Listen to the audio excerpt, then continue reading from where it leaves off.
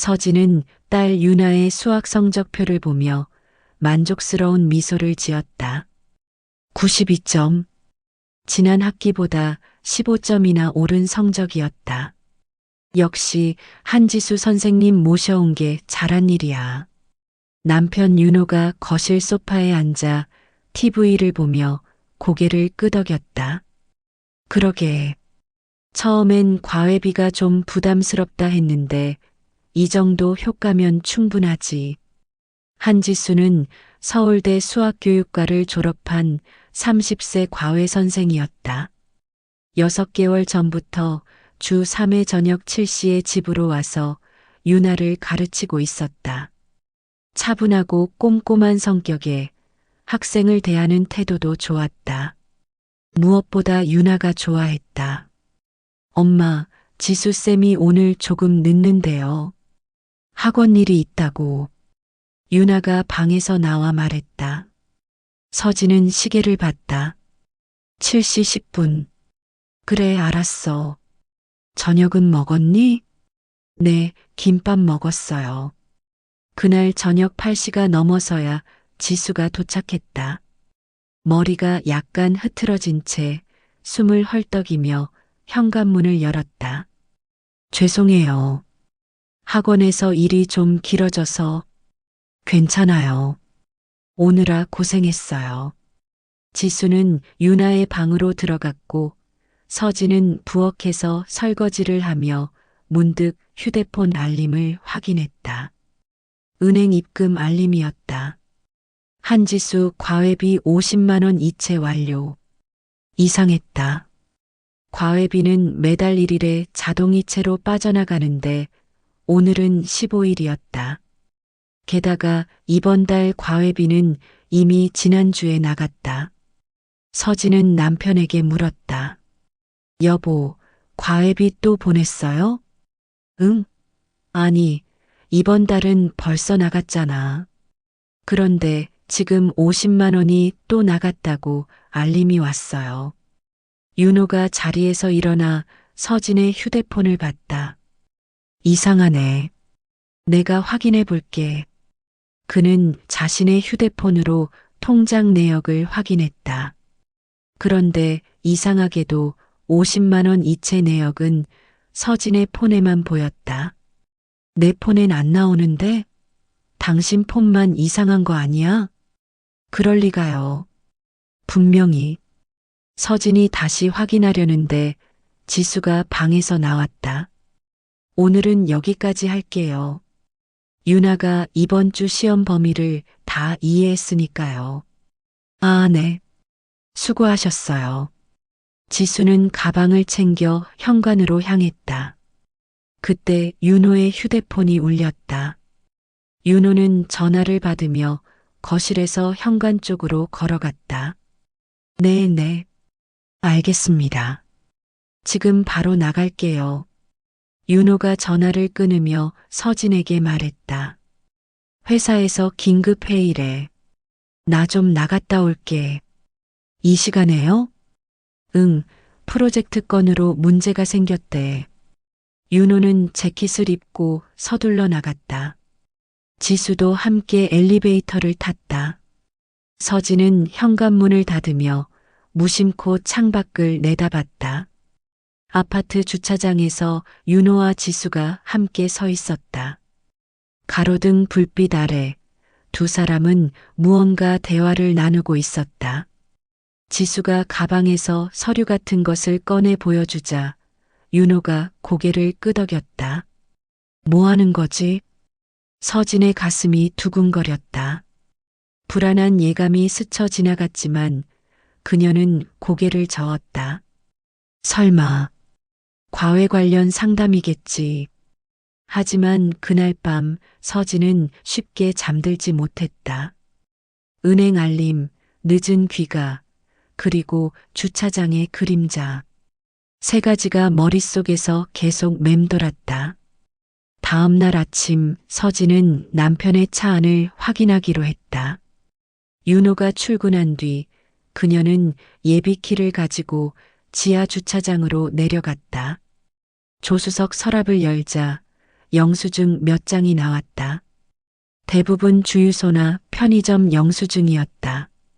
그런데 그 중 하나가 눈에 띄었다. 호텔 커피숍 마이너스 아메리카노 2잔 15,000원. 날짜는 지난주 수요일. 그날은 지수가 과외를 오는 날이었다. 시간은 오후 5시 30분. 과외 시작 1시간 30분 전이었다.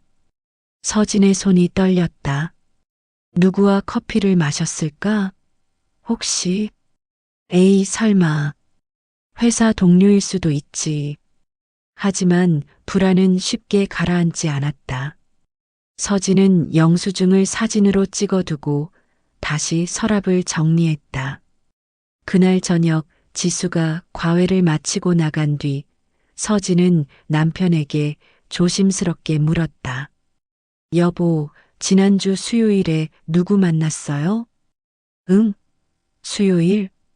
회사에서 회의했는데. 회의 끝나고는요? 바로 집에 왔지. 왜? 윤호의 대답은 너무 자연스러웠다. 거짓말을 하는 것 같지 않았다.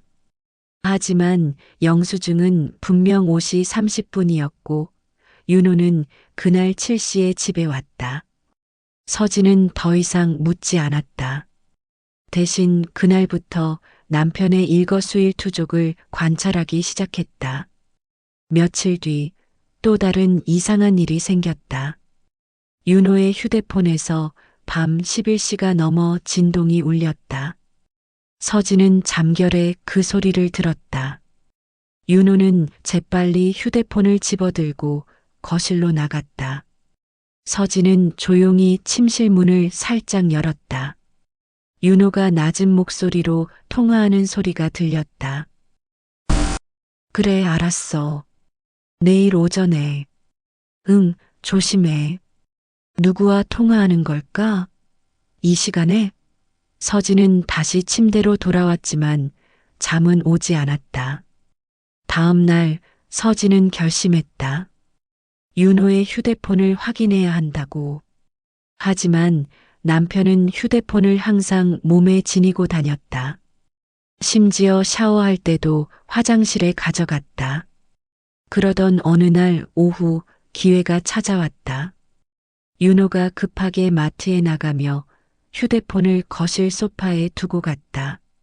서진은 재빨리 휴대폰을 집어들었다. 비밀번호는 유나의 생일이었다.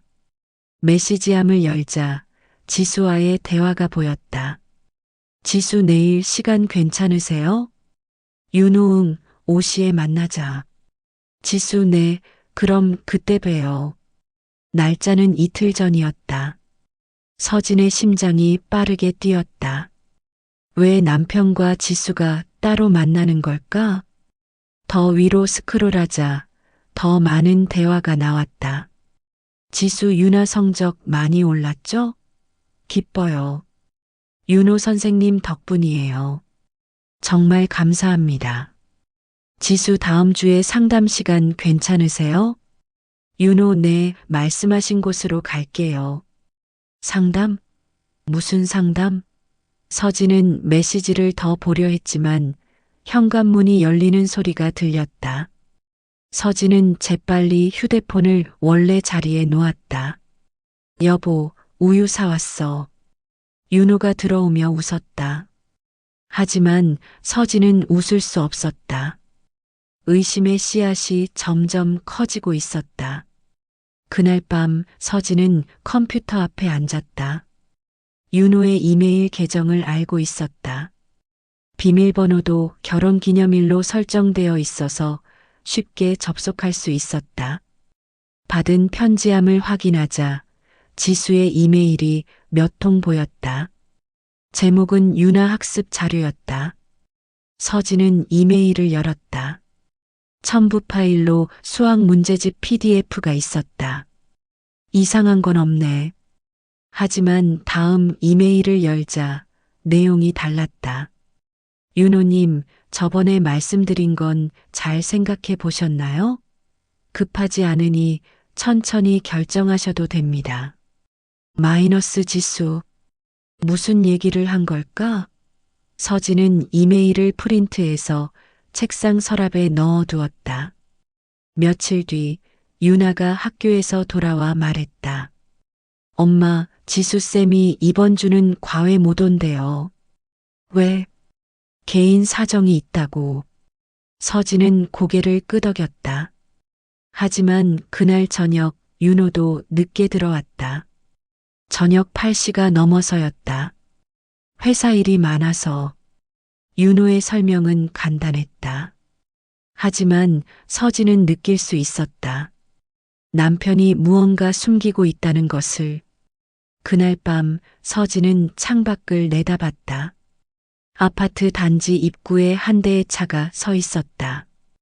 가로등 불빛에 비친 차 안에는 두 사람의 실루엣이 보였다. 남자와 여자. 대화를 나누고 있는 것 같았다. 서진은 그 차를 계속 지켜봤다. 10분쯤 지나자 차 문이 열리고 여자가 내렸다. 가로등 불빛 아래 그 얼굴이 보였다. 한지수였다. 그리고 운전석에 남아있는 남자는 윤호였다. 서진의 머릿속이 하얘졌다. 가슴이 답답하고 호흡이 가빠졌다. 지수와 윤호, 두 사람이 함께 있다는 것. 그것도 이렇게 밤늦은 시간에. 설마, 정말 설마. 서진은 그날 밤 한숨도 자지 못했다. 의심은 이제 확신으로 바뀌고 있었다. 다음 날 아침 서진은 눈 밑에 다크서클을 달고 일어났다. 거울을 보니 얼굴이 푸석했다. 하지만 지금은 외모를 신경 쓸 여유가 없었다. 증거를 찾아야 해. 서진은 체계적으로 움직이기로 했다. 감정에 휘둘리지 않고 냉정하게 사실을 확인해야 한다고 스스로에게 다짐했다. 첫 번째 단계는 지수의 과외 스케줄과 윤호의 일정을 대조하는 것이었다. 서진은 달력을 꺼내 지난 3개월간의 기록을 정리하기 시작했다. 지수는 월, 수, 금 저녁 7시에 과외를 왔다. 하지만 중간중간 빠진 날이 있었다. 서진은 그 날짜를 빨간색으로 표시했다. 그리고 윤호가 늦게 들어온 날을 파란색으로 표시했다. 결과는 충격적이었다. 지수가 과외를 빠진 날 중 70%가 윤호도 늦게 귀가한 날이었다. 우연일까? 아니면. 서진은 손이 떨렸지만 계속 기록을 정리했다. 다음은 영수증이었다. 서진은 남편의 재킷 주머니, 차 안, 서재 서랍을 모두 뒤졌다. 나온 영수증은 총 15장. 그중 7장이 카페나 레스토랑 영수증이었다. 서진은 각 영수증의 날짜와 시간을 체크했다. 6월 3일 오후 5시 30분 마이너스 호텔 커피쇼. 6월 17일 오후 6시 마이너스 레스토랑. 7월 1일 오후 5시 45분 마이너스 카페. 모두 과외 시작 1-2시간 전이었다. 게다가 영수증마다 음료나 음식이 2인분씩이었다. 서진은 영수증을 하나하나 사진으로 찍어 폴더에 저장했다. 증거를 모으는 것. 그것이 지금 해야 할 일이었다. 오후가 되자 서진은 남편의 휴대폰 사용 패턴을 분석하기 시작했다. 윤호는 평소 저녁 7시쯤 집에 왔다. 하지만 최근 2달간은 8시가 넘어 들어오는 날이 잦았다. 서진은 통신사 앱에 접속해 통화 기록을 확인했다. 남편과 자신의 통신비는 가족 결합으로 묶여 있어서 대표 번호인 서진의 계정으로 모든 통화 내역을 볼 수 있었다. 지수와의 통화 기록이 눈에 들어왔다. 한 달에 평균 10회. 대부분 통화 시간은 3-5분으로 짧았다. 하지만 그중 몇 번은 15분이 넘는 통화도 있었다. 과외 상담치고는 너무 자주 통화하는 거 아니야? 서진은 통화 기록을 엑셀 파일로 정리했다. 날짜별, 시간대별로 분류하며 패턴을 찾으려 했다. 그런데 한 가지 이상한 점을 발견했다. 윤호와 지수의 통화는 대부분 낮 시간대에 이루어졌다. 윤호가 회사에 있을 시간이었다. 회사에서 사적인 통화를 이렇게 자주 한다고? 서진은 불안이 커졌다. 하지만 아직 결정적인 증거는 아니었다. 더 확실한 것이 필요했다. 저녁이 되자 지수가 과외를 왔다. 서진은 평소처럼 웃으며 맞이했다. 선생님, 오늘 저녁 드셨어요? 아, 네. 먹고 왔어요. 지수는 자연스럽게 대답하며 유나의 방으로 들어갔다. 서진은 부엌에서 설거지를 하는 척하며 방 쪽을 주시했다. 과외가 진행되는 동안 서진은 거실에서 책을 읽는 척하며 귀를 기울였다. 지수의 목소리가 들렸다. 유나야, 이 문제는 이렇게 풀면 돼. 공식을 먼저 적용하고. 차분하고 친절한 목소리였다. 평범한 과외 선생의 모습이었다. 1시간 후 과외가 끝나고 지수가 나왔다. 오늘은 2차 방정식 단원을 끝냈어요. 유나가 많이 이해했으니까 다음 주부터는 응용 문제로 넘어가면 될 것 같아요. 아, 네. 수고하셨어요. 지수가 현관문을 나서려는데 서진이 불쑥 물었다. 선생님, 혹시 저희 남편이랑 따로 상담 같은 거 하세요? 지수의 얼굴에 잠깐 당황한 기색이 스쳤다. 하지만 금방 미소를 지으며 대답했다. 아, 네. 가끔 유나 학습 방향에 대해 상의드리죠. 학부모 상담은 중요하니까요. 그렇군요. 저도 같이 참석해도 될까요? 물론이죠. 다음번엔 사모님도 함께 하시면 좋을 것 같아요. 지수는 자연스럽게 대답했다. 너무 자연스러웠다. 서진은 오히려 의구심이 더 커졌다. 지수가 나간 뒤 윤호가 퇴근했다. 시간은 8시 15분. 여보, 왜 이렇게 늦었어요? 회사에서 보고서 정리하느라. 윤호는 피곤한 표정으로 소파에 앉았다. 서진은 넌지시 물었다. 오늘 지수 선생님이 왔다 갔어요. 다음번엔 학부모 상담을 같이 하자고 하시던데 언제가 좋을까요? 윤호의 표정이 살짝 굳었다. 응? 아, 그래. 내가 스케줄 확인해보고 알려줄게. 언제 따로 상담하셨어요? 저번 주에 한 번 했지. 유나 진학 문제 때문에. 저번 주 언제요? 수요일이었나? 정확히 기억은 안 나는데. 서진은 고개를 끄덕였다. 하지만 속으로는 확신하고 있었다. 남편이 거짓말을 하고 있다고. 왜냐하면 저번 주 수요일 윤호는 회사 야근 때문에 밤 9시가 넘어 들어왔다고 했기 때문이다. 그날 밤 서진은 다시 남편의 이메일을 확인했다. 새로운 메일이 와 있었다. 제목 레이 다음 만남. 윤호님, 다음 주 화요일 오후 오시는 어떠세요? 저번에 말씀드린 건 신중하게 결정하시면 됩니다. 마이너스 지수. 무슨 일을 신중하게 결정하라는 걸까? 서진은 이메일을 프린트해서 폴더에 넣었다. 다음 날 아침 서진은 결심했다. 직접 미행을 해보기로. 윤호와 지수가 만나는 현장을 봐야 확실할 것 같았다. 오후 4시 서진은 윤호의 회사 근처로 갔다. 건물 맞은편 카페에 자리를 잡고 창밖을 주시했다. 5시가 되자 윤호가 회사 건물에서 나왔다. 그는 주변을 살피더니 걸어서 10분 거리에 있는 호텔로 향했다. 서진은 조심스럽게 뒤를 따라갔다. 윤호는 호텔 1층 커피숍으로 들어갔다.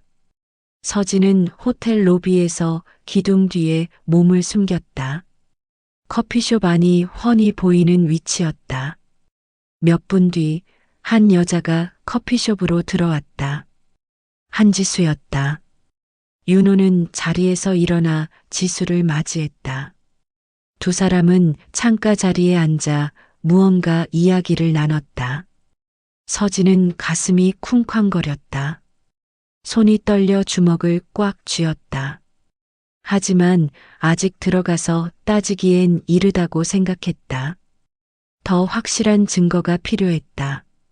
30분쯤 지나자 윤호와 지수가 커피숍에서 나왔다. 그들은 호텔 로비를 지나 밖으로 나갔다. 서진은 재빨리 뒤를 따라갔다. 두 사람은 주차장으로 향했다.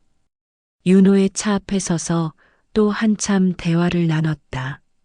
서진은 멀리서 지켜봤다. 그런데 이상한 점이 있었다.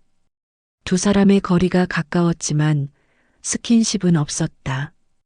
포옹도 손을 잡는 것도 없었다. 그저 진지하게 대화만 나눴다. 연인이라면 저렇게 대화만 하진 않을 텐데. 서진은 혼란스러웠다. 불륜관계라면 더 친밀한 모습이 나올 법했다. 하지만 두 사람은 마치 비즈니스 미팅을 하는 것처럼 보였다. 10분쯤 지나자 지수가 택시를 잡아 타고 떠났다. 윤호는 차에 올라타더니 회사 쪽으로 다시 향했다. 서진은 그 자리에 멍하니 서 있었다. 무엇을 본 걸까? 불륜인가 아니면 단순한 상담인가? 머릿속이 복잡했다. 하지만 한 가지는 확실했다. 남편이 자신에게 거짓말을 하고 있다는 것. 그날 저녁 윤호는 8시가 넘어 집에 돌아왔다. 여보, 오늘 뭐 했어요? 회사에서 회의하고 보고서 작성하고. 오후에는요? 왜 그래? 오후에도 회사에 있었는데. 윤호는 자연스럽게 거짓말을 했다. 서진은 더 이상 참을 수 없었다. 여보, 솔직하게 말해줘요. 한지수 선생님이랑 무슨 일 있는 거 맞죠? 윤호의 얼굴이 굳었다. 무슨 소리야? 무슨 일이 있어? 오늘 오후 5시에 호텔 커피숍에서 만났잖아요. 내가 봤어요. 침묵이 흘렀다. 윤호는 한숨을 쉬더니 고개를 떨궜다. 미안해. 하지만 당신이 생각하는 그런 관계는 아니야. 그럼 뭔데요? 지금은 말할 수 없어. 조금만 기다려줘. 서진은 화가 치밀었다. 조금만 기다리라고? 당신 지금 나한테 거짓말하고 다른 여자 만나놓고 기다리라고? 그런 게 아니라니까. 윤호의 목소리가 높아졌다. 그 순간 유나의 방문이 열렸다. 엄마, 아빠, 왜 싸워요? 딸의 목소리에 두 사람은 입을 다물었다. 서진은 눈물을 참으며 방으로 들어갔다. 윤호는 거실에 홀로 남았다. 그날 밤 부부는 처음으로 따로 잤다. 다음 날 아침 서진은 부은 눈으로 일어났다. 밤새 울었던 탓에 눈이 퉁퉁 부어 있었다. 거실로 나가니 윤호는 이미 출근한 뒤였다. 식탁 위에 쪽지 하나가 놓여 있었다. 미안해. 오늘 저녁에 모든 걸 이야기할게. 마이너스 윤호. 서진은 쪽지를 구겨 쓰레기통에 던졌다. 지금 사과가 무슨 소용인가. 이미 신뢰는 깨져버렸다. 엄마, 괜찮아요?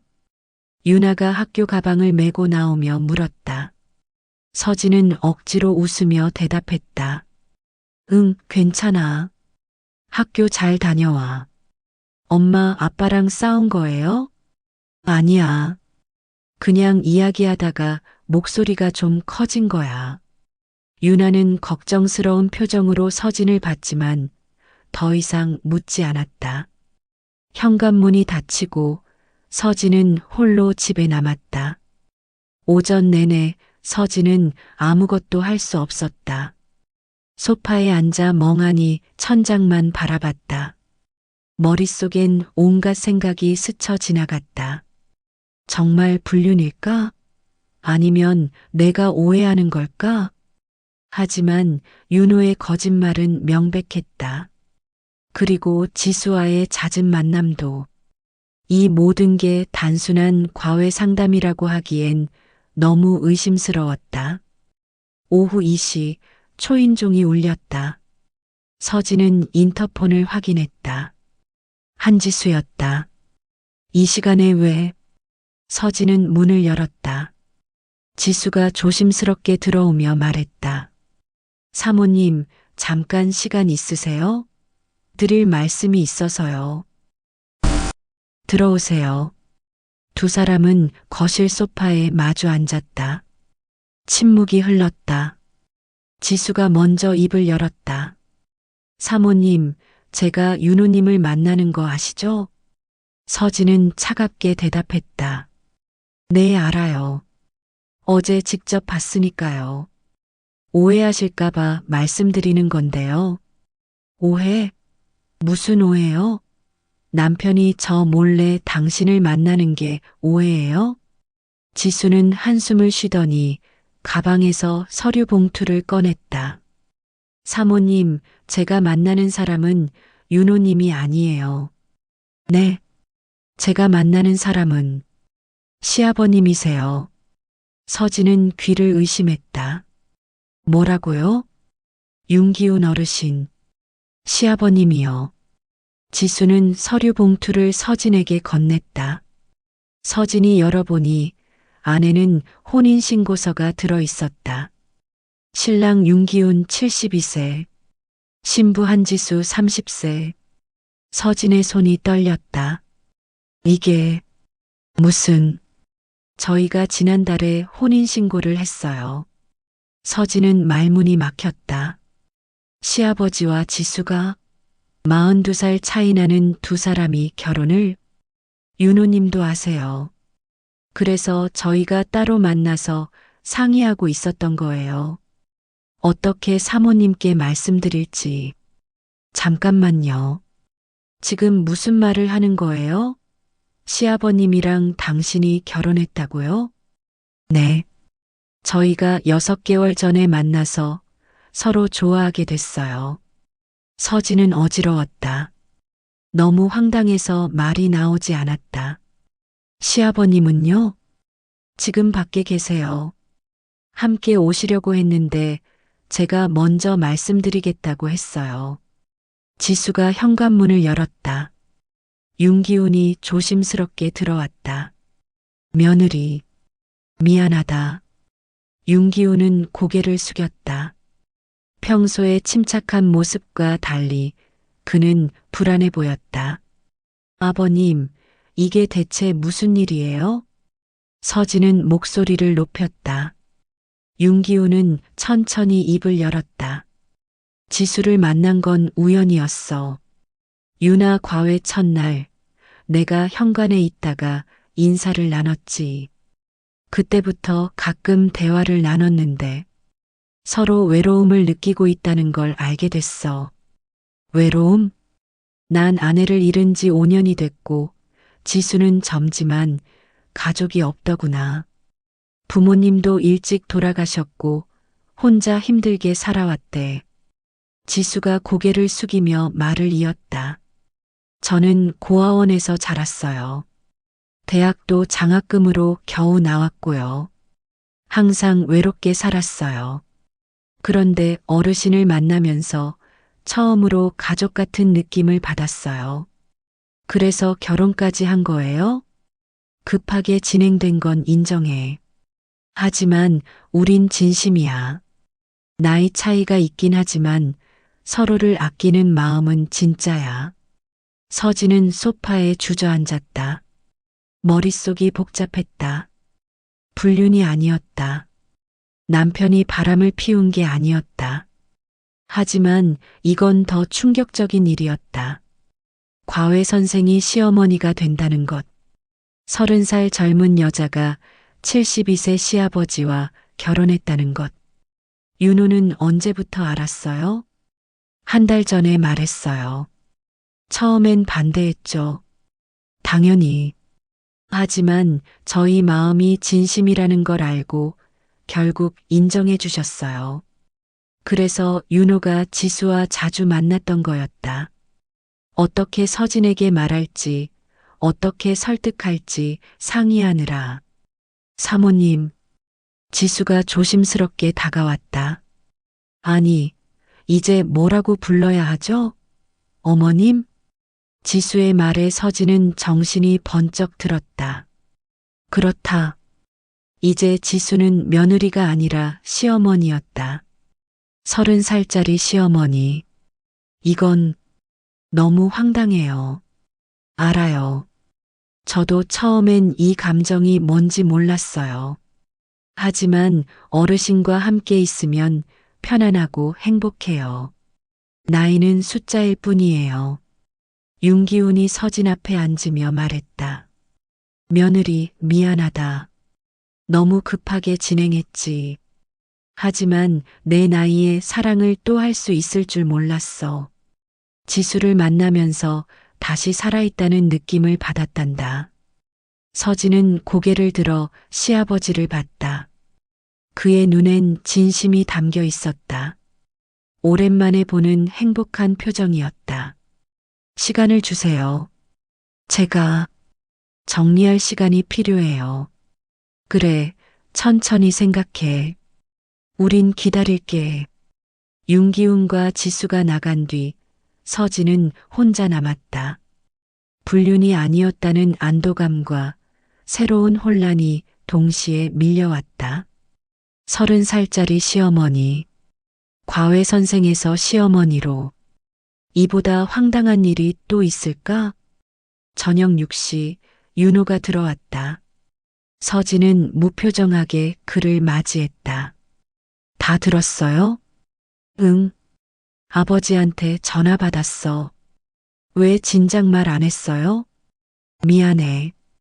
어떻게 말해야 할지 몰랐어. 나도 처음엔 충격이었거든. 윤호는 서진 옆에 앉았다. 하지만 아버지 표정을 보니까 반대할 수가 없더라. 엄마 돌아가신 뒤로 저렇게 밝은 모습 처음 봤어. 그래도 42살 차이예요. 상식적으로 말이 돼요? 사랑의 나이가 무슨 상관이야. 두 사람 다 성인이고 진심이면 되는 거 아니야? 서진은 한숨을 쉬었다. 머리로는 이해가 됐다.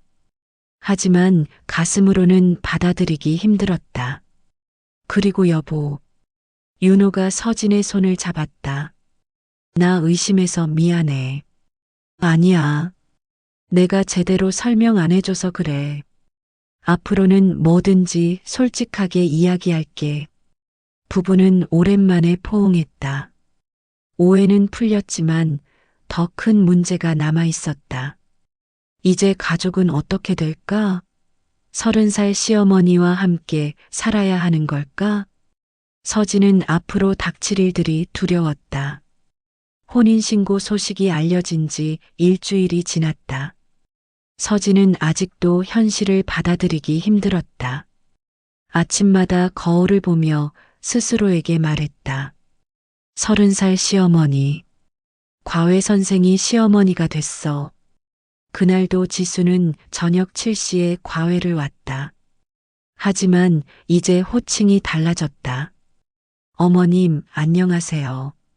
지수가 현관에서 인사를 했다. 서진은 어색하게 고개를 끄덕였다. 들어오세요. 어머님이라는 호칭이 귀에 거슬렸다. 자신보다 11살이나 어린 여자가 어머님이라고 부르다니. 서진은 매번 이 상황이 어색했다. 지수는 유나의 방으로 들어갔고 윤기훈은 거실에서 TV를 보고 있었다. 그의 얼굴엔 미소가 가득했다. 지수가 올 때마다 그는 행복해 보였다. 과외가 끝나고 지수가 거실로 나왔다. 윤기호는 자리에서 일어나 지수를 맞이했다. 오늘은 어땠어? 유나가 많이 발전했어요. 이번 시험은 잘 볼 것 같아요. 두 사람의 대화를 보며 서진은 묘한 감정을 느꼈다. 시아버지는 정말 지수를 사랑하는 것 같았다. 그 나이에도 사랑이 가능하다는 게 신기했다. 어머님, 잠깐 말씀드릴 게 있어요. 지수가 서진에게 다가왔다. 서진은 긴장했다. 네, 말씀하세요. 아버님과 제가 상의했는데요. 유언장을 정비하려고 해요. 유언장이요? 네. 아버님 연세도 있으시고 앞으로를 대비해야 할 것 같아서요. 변호사님과 상담 예약도 했어요. 서진은 고개를 끄덕였다. 일리 있는 말이었다. 윤기호는 72세였고 건강 문제도 언제 생길지 모르는 나이였다. 그리고요, 집 리모델링도 생각 중이에요. 아버님 방이 좀 오래됐잖아요. 화장실도 노인 친화적으로 바꾸면 좋을 것 같아서요. 리모델링요? 네. 제가 인테리어 업체 몇 군데 알아봤어요. 견적서 받으면 보여드릴게요. 지수는 자연스럽게 이야기했다. 서진은 뭔가 불편했지만 명확히 반대할 이유도 없었다.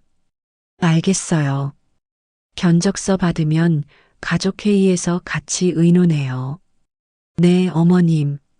지수가 나간 뒤 서진은 윤호에게 말했다. 여보, 지수가 유언장 정비하고 집 리모델링 하자는데 어떻게 생각해요? 글쎄, 나쁘진 않은 것 같은데? 아버지 연세도 있으시니까 준비는 필요하지. 그래도 너무 빨리 진행되는 것 같지 않아요? 뭐가? 결혼한 지 한 달밖에 안 됐는데 벌써 유언장이니 리모델링이니 하잖아요.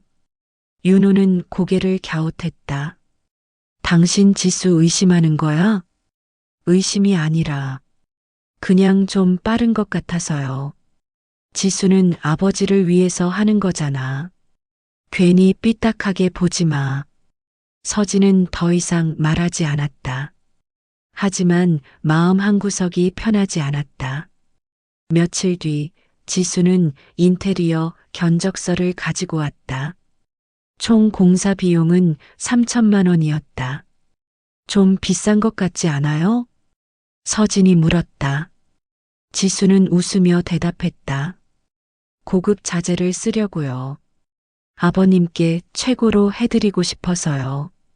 3천만 원이면 너무 큰 돈인데 저희가 부담할게요. 어머님은 걱정 마세요.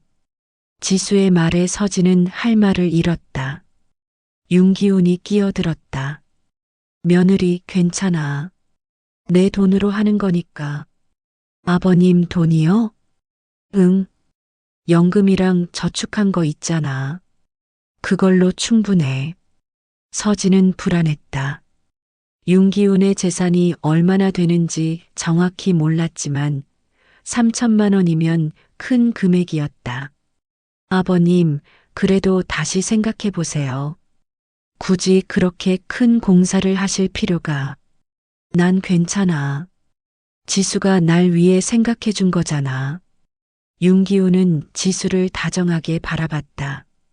지수도 미소를 지으며 그의 손을 잡았다. 서진은 그 모습을 보며 묘한 기분이 들었다. 사랑스러운 부부 같기도 했지만 한편으로는 뭔가 어색했다. 다음 주 변호사 사무실에서 유언장 작성이 진행됐다. 서진과 윤호도 함께 갔다. 변호사가 설명했다. 유언장 내용을 정리하면 윤기훈 씨의 재산은 배우자인 한지수 씨와 아들인 윤호 씨가 절반씩 상속받게 됩니다. 부동산은 공동 명의로 하시겠다고 하셨고요. 공동 명의요? 서진이 놀라며 물었다. 지수가 대답했다. 네, 세무 효율성을 위해서요. 변호사님께서 추천하셨어요. 하지만 공동 명의는 며느리 괜찮아. 지수도 내 가족이잖아. 윤기훈이 말했다. 서진은 더 이상 반대하지 못했다. 변호사 앞에서 가족 갈등을 보이고 싶지 않았다. 유언장 작성이 끝나고 집으로 돌아오는 길, 서진은 윤호에게 말했다. 여보, 이거 좀 이상하지 않아요? 뭐가? 결혼한 지 한 달 만에 재산 공동명의, 유언장, 리모델링. 너무 빠르잖아요. 그래도 아버지가 좋다는데 뭐 어때? 지수도 진심으로 아버지를 생각하는 것 같고, 정말 그렇게 생각해요? 윤호는 잠시 망설이다가 말했다. 솔직히 나도 조금은 불안해. 하지만 아버지가 행복해 보이니까 일단은 지켜보자. 서진은 한숨을 쉬었다. 불안한 예감이 점점 커지고 있었다. 그날 밤 서진은 유나의 방에 들어갔다. 유나야, 지수 선생님에 대해 어떻게 생각해? 잘 가르쳐 주시는 것 같아요. 할아버지랑 결혼한 거는? 유나는 잠시 생각하다가 말했다. 처음엔 이상했는데 할아버지가 행복해 보여서 좋아요. 그런데, 지난번에 지수쌤이 이상한 말을 했어요. 무슨 말? 재산 이야기요. 유나야, 나중에 할아버지 재산은 누가 받는 줄 알아? 라고 물어봤어요. 서진의 가슴이 철렁했다. 그래서 뭐라고 대답했어? 잘 모르겠다고 했어요. 그랬더니 가족끼리 재산 때문에 싸우면 슬픈 일이지라고 말했어요. 서진은 주먹을 꽉 쥐었다. 지수가 유나에게 그런 말을 한 이유가 뭘까? 혹시? 그날 밤 서진은 잠을 이룰 수 없었다. 지수의 진심이 의심스러웠다. 윤기훈을 사랑하는 걸까? 아니면 재산을 노리는 걸까? 내가 너무 민감한 건가? 아니면 정말 뭔가 이상한 건가? 서진은 혼란스러웠다. 하지만 한 가지는 확실했다. 앞으로 지수를 더 주의 깊게 지켜봐야 한다는 것. 2주 후 서진은 은행에서 일상적인 업무를 보고 있었다. 가족 통장의 잔액을 확인하고 자동이체 내역을 점검하는 중이었다. 그런데 이상한 점을 발견했다. 유나의 장학적금 계좌에서 소액이 여러 차례 인출된 기록이 있었다. 10만 원, 15만 원, 20만 원. 한 달에 56차례씩 소액이 빠져나가고 있었다. 서진은 당황해서 유나에게 물었다. 유나야, 혹시 내 장학적금에서 돈 쓴 적 있어? 아니요. 그 통장은 만지지 말라고 하셔서 안 썼어요. 그럼 이게 뭐지? 서진은 은행에 전화를 걸었다. 상담원이 확인 후 대답했다. 고객님, 해당 계좌에서 인출 기록이 있습니다. ATM에서 출금됐고요. 인감증명서를 통해 본인 확인이 됐습니다. 인감증명서요? 유나가 ATM에서 출금한 게 아니라고요. 그럼 다른 분이 대리 출금하신 것 같습니다. 인감증명서가 있으면 가능하거든요. 서진은 식은땀이 났다. 유나의 인감증명서는 집 금고에 보관되어 있었다. 아무나 접근할 수 없는 곳이었다. 혹시 누가 인감증명서를 발급받았는지 확인할 수 있나요? 그건 행정복지센터에 문의하셔야 합니다. 서진은 바로 행정복지센터에 전화를 걸었다. 확인 결과 한 달 전에 유나 명의로 인감증명서가 발급됐다는 사실을 알게 됐다. 누가 발급받았는지 알 수 있나요? 대리인 정보는 한지수 씨로 나와 있습니다. 서진의 머릿속이 하얘졌다. 지수가 유나 명의로 인감증명서를 발급받았다고? 어떻게? 대리인 발급엔 위임장이 필요한데 그 위임장 확인해 볼 수 있을까요? 잠시만요. 위임장에는 윤기훈 씨의 서명이 있습니다. 서진은 주저앉고 싶었다. 시아버지가 지수에게 위임장을 써준 거였다. 그리고 지수는 그걸로 유나의 인감증명서를 발급받고 장학적금을 인출한 것이었다. 서진은 집으로 돌아와 윤호를 불렀다. 여보, 큰일 났어요. 왜? 지수가 유나 장학적금에서 돈을 빼갔어요. 뭐? 서진은 은행 거래 내역과 인감증명서, 발급 기록을 보여줬다. 윤호의 얼굴이 굳었다. 이건 명백한 횡령 아니야? 아버님이 위임장을 써주셨대요. 그래서 합법적으로 발급받은 거래요. 아버지가 왜 그런 걸 해주셨지? 두 사람은 즉시 윤기훈을 불렀다. 윤기훈은 당황한 표정으로 말했다. 뭔 소리야? 나 위임장 쓴 적 없는데? 그럼 이 서명은 뭔가요? 서진이 행정복지센터에서 받은 서류를 보여줬다. 거기엔 윤기훈의 서명과 도장이 찍혀 있었다. 윤기훈은 서류를 자세히 들여다봤다. 이건 내 서명이 아니야. 비슷하긴 한데 이건 누군가 흉내낸 거야. 위조라는 말씀이세요? 그래. 내가 이런 위임장 쓴 적 없어. 서진과 윤호는 눈빛을 교환했다. 지수가 서명을 위조한 것이었다. 아버지, 혹시 지수한테 장학적금 얘기하신 적 있어요? 지난달에 유나 교육비 이야기하면서 장학적금 있다고 말한 적은 있어. 그때 통장이나 인감 위치도 말씀하셨나요? 아니, 그건 안 했는데. 어쩌면 지수가 혼자 찾아본 건가? 서진은 금고를 확인하러 갔다. 금고 비밀번호는 윤호의 생일이었다. 쉬운 번호였기 때문에 지수가 알아낼 수도 있었을 것이다. 금고를 열자 인감도장이 그대로 있었다. 하지만 뭔가 위치가 달랐다. 누군가 건드린 흔적이 있었다. 지수가 금고를 열었을 가능성이 있어요. 서진이 말했다. 윤호는 분노에 차서 말했다. 당장 지수를 불러야겠어. 저녁 7시 지수가 과외를 하러 왔다. 서진과 윤호, 윤기훈은 거실에서 그녀를 기다리고 있었다. 어머님, 아버님, 무슨 일이세요? 지수는 평소와 다른 분위기를 눈치챘다. 서진이 은행 거래 내역을 내밀었다. 이거 설명 좀 해주세요. 지수는 서류를 보더니 잠시 말이 없었다. 그러다 조용히 입을 열었다. 죄송해요. 제가 좀 급한 일이 있어서. 급한 일? 남의 돈을 함부로 쓸 만큼 급한 일이 뭔데요? 제 동생이 아파서 병원비가 필요했어요.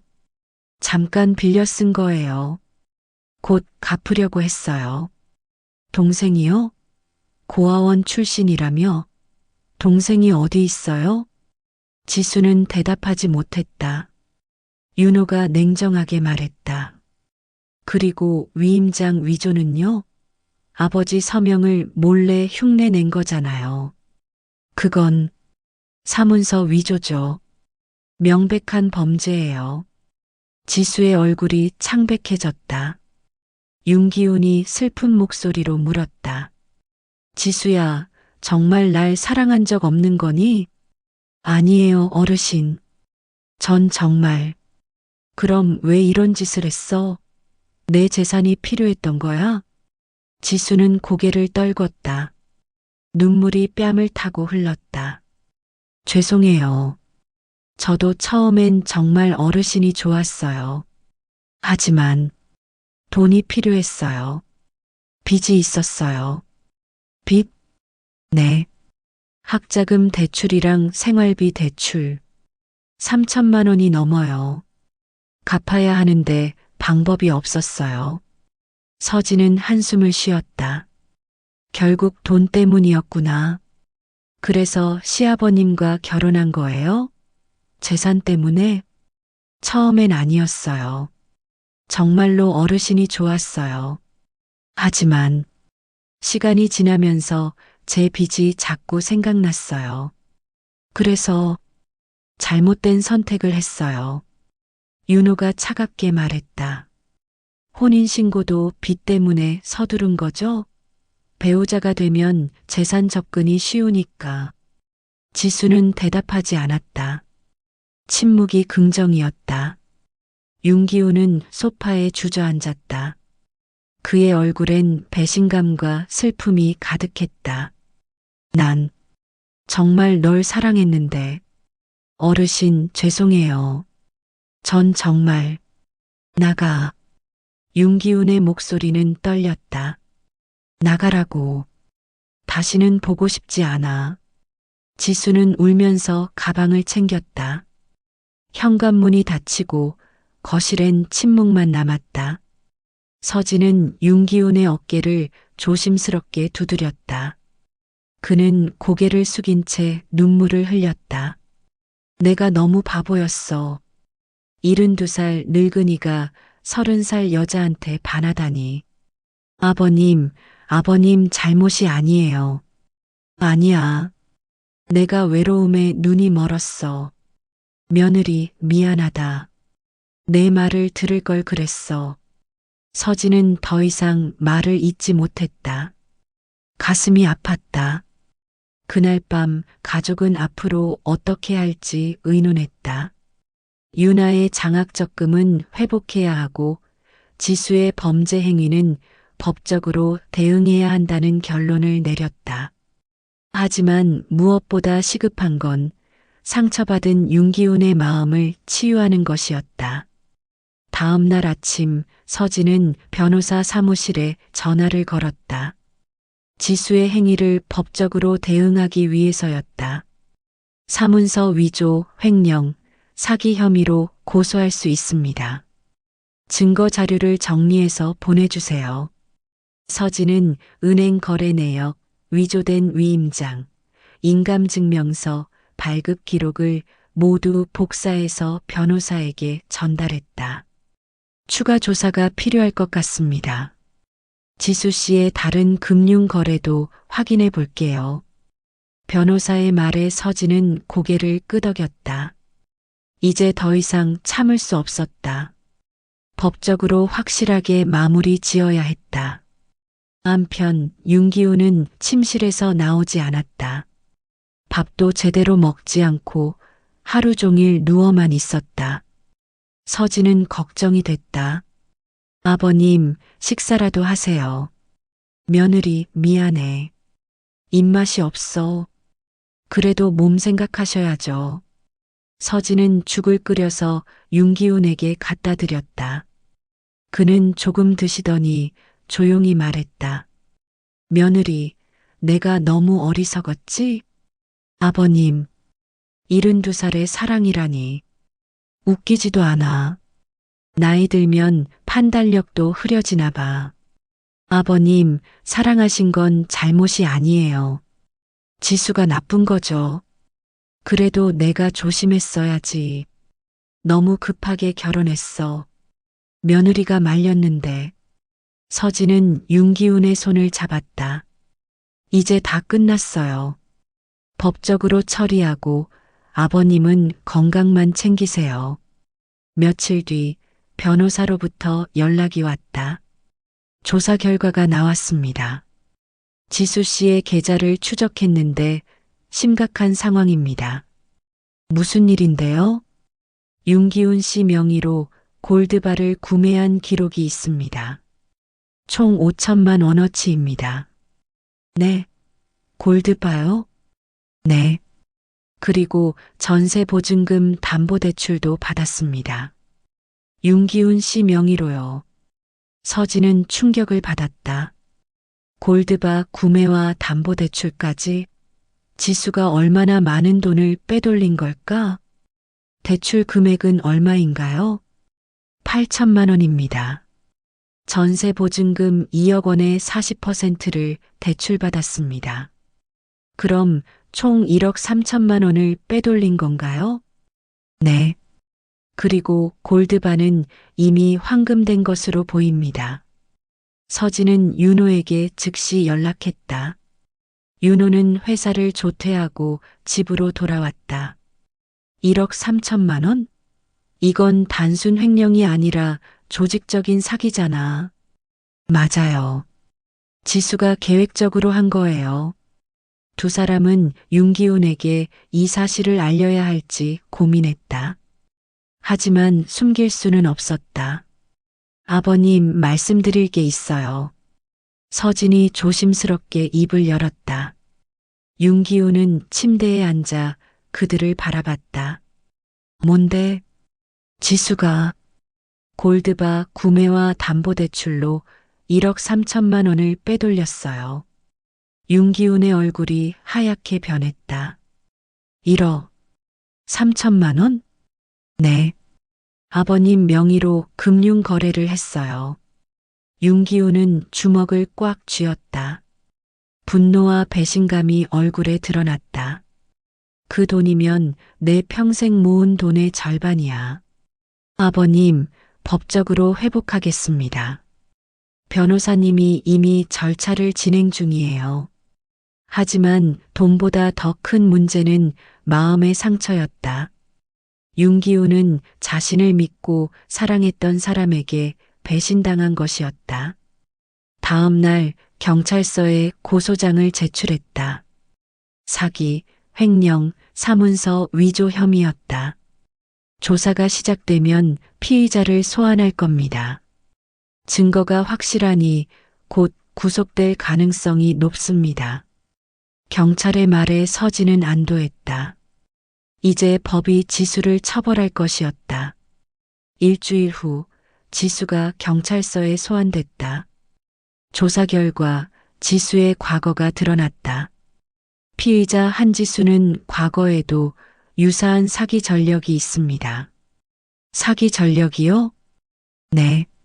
3년 전 다른 노인을 대상으로 결혼 사기를 시도했다가 합의로 종결된 적이 있습니다. 서진과 윤호는 경악했다. 지수가 전문적인 사기꾼이었던 것이다. 왜 우리가 그 사실을 몰랐죠? 당시 고소가 취하됐고 기록이 잘 남지 않았습니다. 하지만 이번에 재조사 과정에서 확인됐습니다. 그럼 지수는 처음부터 계획적으로 접근한 건가요? 그렇게 보입니다. 과외선생으로 위장해서 집안에 들어온 뒤 시아버지를 타겟으로 삼은 것이죠. 윤호는 주먹으로 책상을 쳤다. 우리가 완전히 당한 거잖아. 경찰은 추가 증거를 수집하고 지수의 계좌 흐름을 추적했다. 결과는 더욱 충격적이었다. 피의자는 빼돌린 돈을 해외 계좌로 송금하려고 시도했습니다. 다행히 은행에서 의심 거래로 신고해서 막혔습니다. 해외 송금까지요? 네. 도주 자금을 마련하려던 것으로 보입니다. 서진은 소름이 돋았다. 지수가 얼마나 치밀하게 계획한 건지 알 수 있었다. 2주 후 지수는 사기, 횡령, 사문서 위조 혐의로 구속됐다. 법원은 증거인멸과 도주 우려가 있다며 구속영장을 발부했다. 서진은 뉴스를 보며 한숨을 쉬었다. 이제 법적 절차가 진행될 것이고 빼돌린 재산도 일부 회복할 수 있을 것이었다. 하지만 윤기훈의 마음은 쉽게 회복되지 않았다. 그는 여전히 방에서 나오지 않았고 말수도 줄었다. 서진은 매일 아침 윤기훈의 방을 찾아가 인사를 건넸다. 아버님, 아침 식사하세요. 응, 고맙다.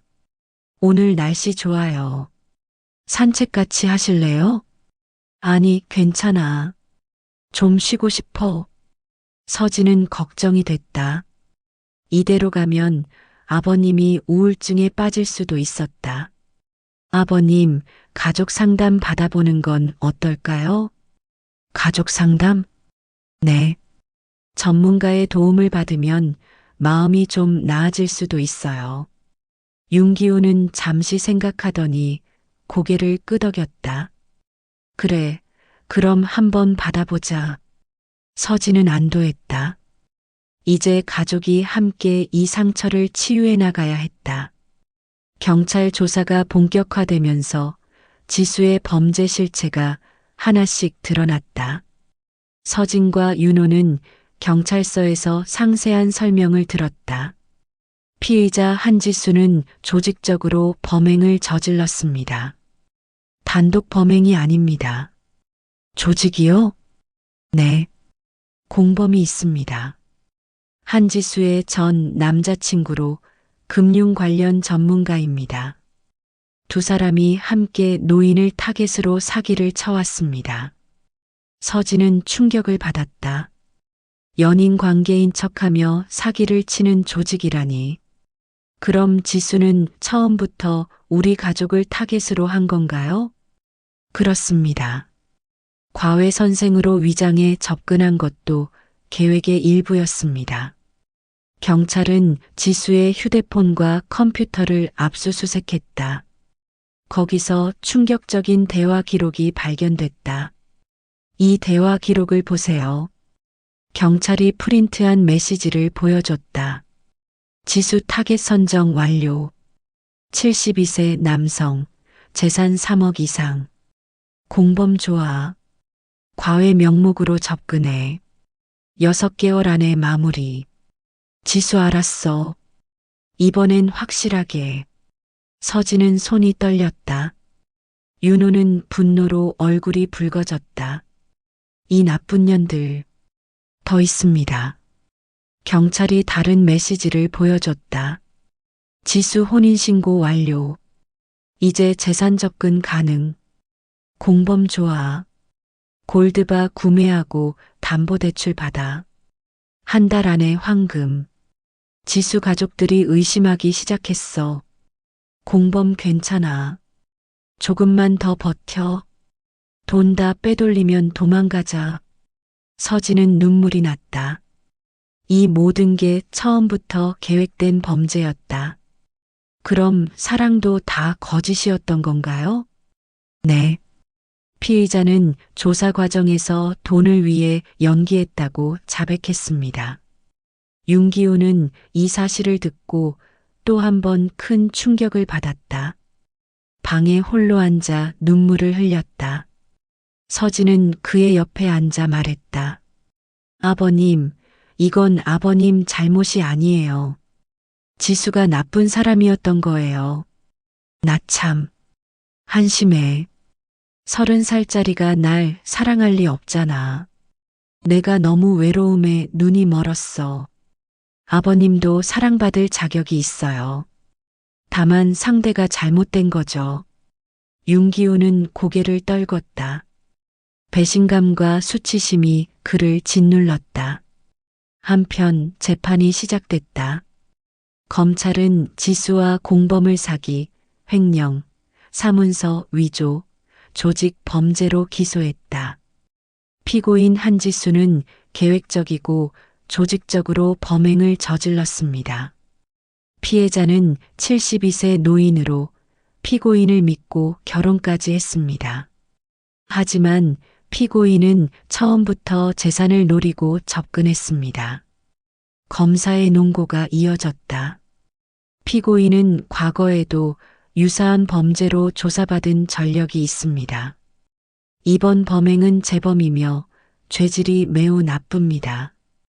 피해액도 1억 3천만 원에 달합니다. 엄벌을 요청합니다.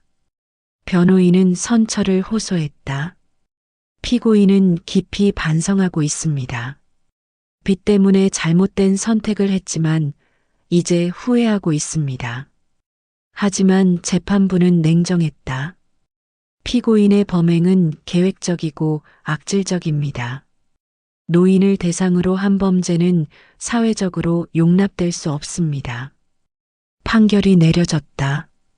피고인 한지수에게 징역 5년을 선고합니다. 공범에게는 징역 4년을 선고합니다. 피해액은 피해자에게 배상하도록 명합니다. 서진은 법정에서 한숨을 쉬었다. 이제 법적 절차는 끝났다. 하지만 상처는 쉽게 아물지 않을 것이었다. 집으로 돌아온 서진은 윤기훈과 함께 거실에 앉았다. 아버님, 이제 끝났어요. 법이 그들을 처벌했어요. 응, 고맙다, 며느리. 내가 열심히 증거를 모아줘서 이렇게 끝낼 수 있었어. 저희가 가족이잖아요. 당연한 거예요. 윤기훈은 서진의 손을 잡았다. 미안해. 내가 너무 어리석어서 가족한테 피해를 줬어. 아버님, 이제 그만 자책하세요. 누구나 실수는 할 수 있어요. 윤호도 옆에 앉아 말했다. 아버지, 이제 다시 시작하면 돼요.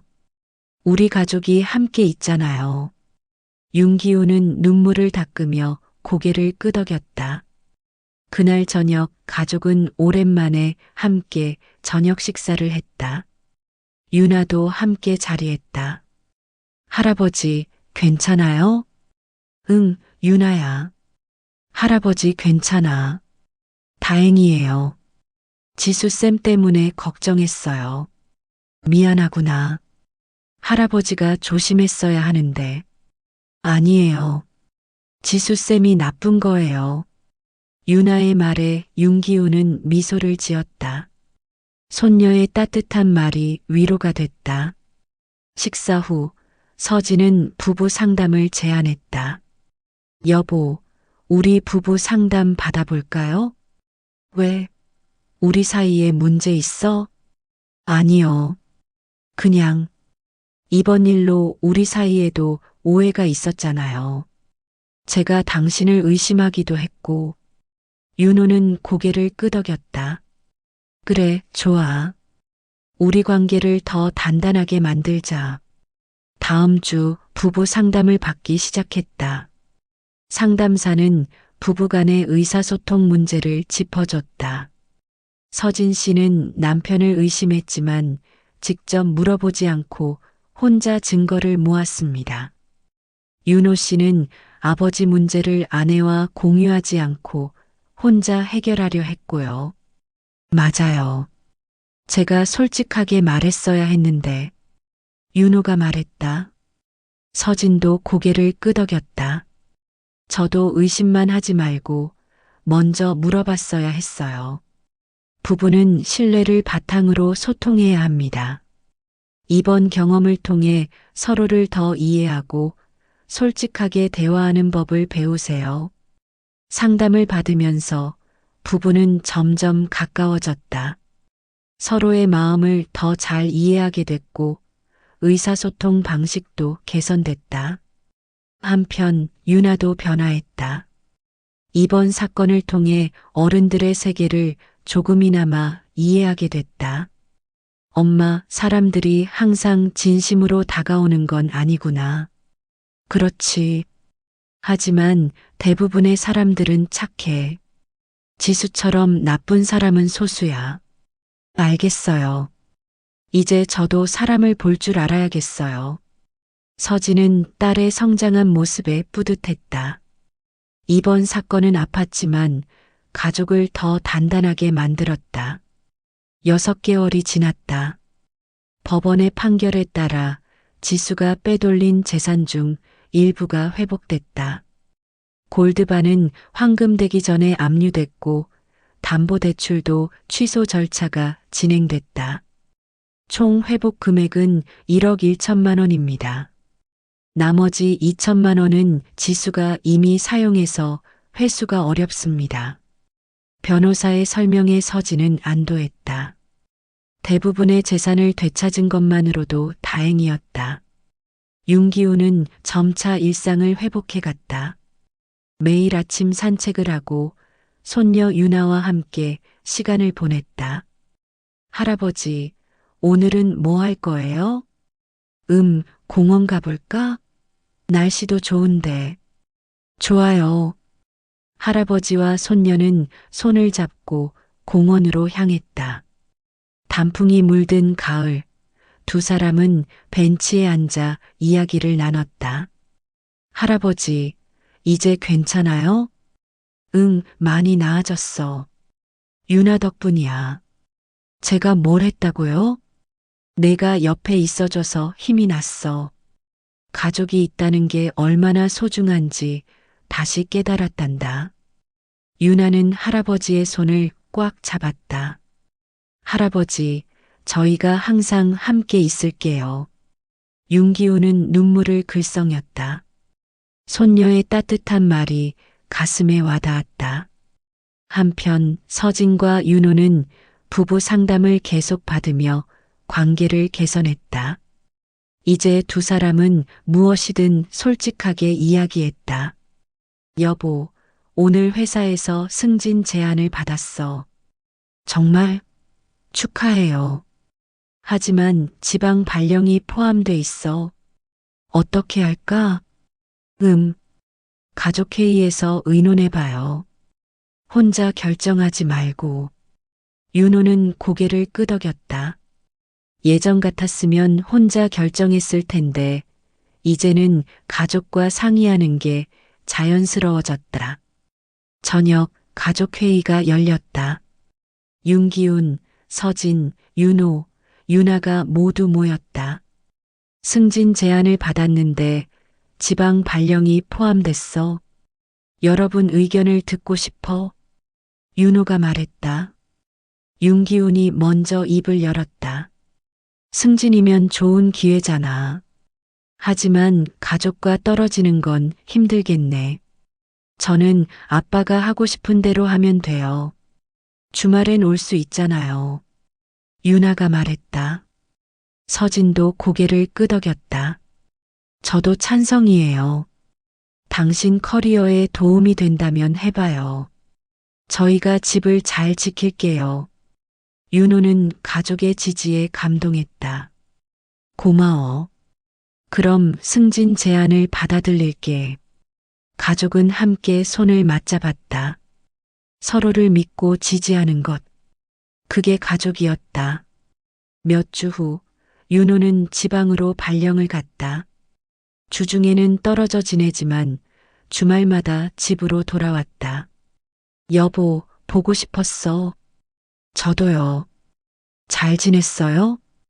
응, 아버지랑 유나가 잘 도와줘서 괜찮았어. 서진은 혼자서도 집안일을 잘 해냈다.